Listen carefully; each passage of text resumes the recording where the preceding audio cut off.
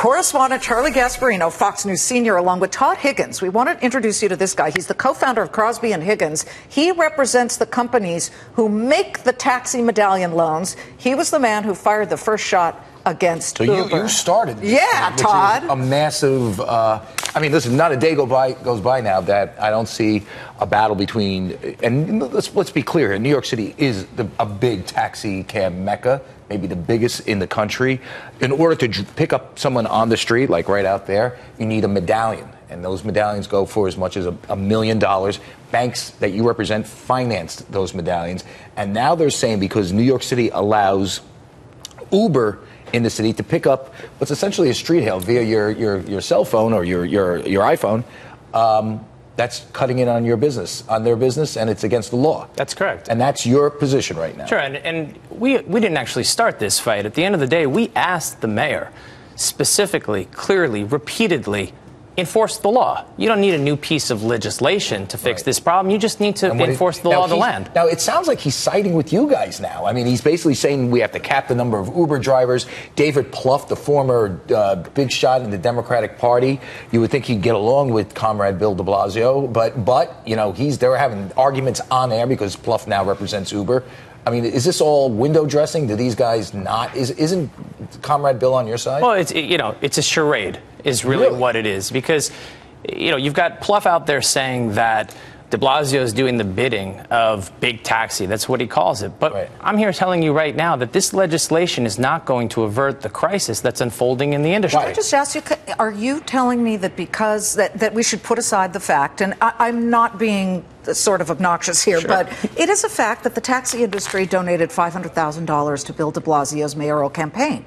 So is he not sticking with you guys at a time when, I have to just tell you, grabbing a taxi that's usually very run down versus ordering an Uber, it's a better experience for me to order an Uber car. Sure, and it's a fair point, but the real question is not whether Uber advances competition in the market or innovation in the market. The real question is whether this is a company that has built its business model on an illegal premise.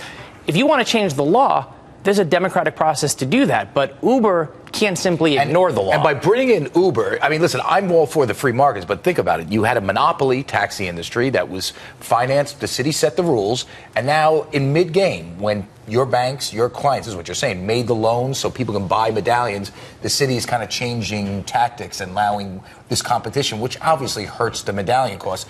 But you're saying, be real clear here, in Comrade Bill saying we should cap the amount of Uber drivers, you're saying the damage is already done. You need something else. Worse than that, what we're saying is that this has the effect of legitimizing what Uber has done to get into that position. So what do we do? It's the worst of all worlds. So we throw them out? You got to throw out all the Uber drivers? Well, you got to start from the proposition of what's the law? What does the law require? The law says that the taxi medallions have the exclusive right to hails. But Uber is not a hail. Well, it's just not. Come on. You have to use an app. You have to wait. See, I love Uber, but it is a hail. No, it is not. It's 3 minutes. But the fair question is whether or not we think sitting here today that it's a hail. New York City has already defined the meaning of a hail to include e-hail. So you may think that, and I may think that, and Uber may disagree. But until the law is changed, the law is the law. We got to go after this, but I want to pin you down on this, Todd. What do you want? We want the mayor to enforce the law. So you want a lot of money? Our clients, just so we're clear, you want them to shut down Uber. We're nonprofit credit unions. Shut down Uber.